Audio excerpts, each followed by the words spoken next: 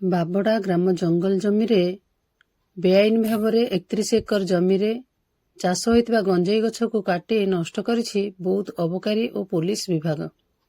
ଆଜି ସନ୍ଧ୍ୟା 7:30 ସମୟରେ ଜିଲ୍ଲା ଅବକାରୀ ଅଧିକାରୀଙ୍କ କାର୍ଯ୍ୟାଳୟ ପକ୍ଷରୁ ପ୍ରାପ୍ତ ସୂଚନା ଅନୁସାରେ ବୌଦ୍ଧ ଜିଲ୍ଲା ଅବକାରୀ ଅଧିକାରୀଙ୍କ ନିର୍ଦ୍ଦେଶ କ୍ରମେ ବୌଦ୍ଧ ଅବକାରୀ ବିଭାଗ ଓ ପୋଲିସର ମିଳିତରେ ବେଆଇନ ଗଞ୍ଜେଇ ଚାଷ ହୋଇଥିବା ନେଇ ଆଜି ସକାଳ ପାଖାପାଖି 11ଟା ସମୟରେ ବୌଦ୍ଧ ଥାନାର ବଘିଆପଡ଼ା ଫାଣ୍ଡି ଅନ୍ତର୍ଗତ ଆମ୍ବଝରି ପଞ୍ଚାୟତର ବାବଡ଼ା ଗ୍ରାମ ଜଙ୍ଗଲରେ ବେଆଇନ ଭାବରେ ଚାଷ ହୋଇଥିବା ନେଇ ଚଢ଼ାଉ କରାଯାଇଥିଲା।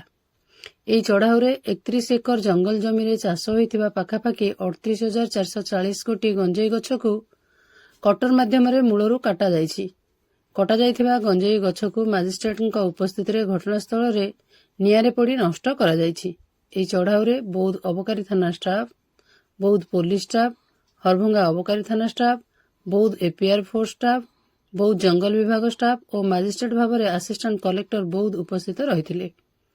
ଏନେଇ ବୌଦ୍ଧ ଅବକାରୀ ବିଭାଗର ଇନ୍ସପେକ୍ଟର ଦିଲ୍ଲୀପ କୁମାର ଶତପଥୀ ସୂଚନା ଦେଇଛନ୍ତି।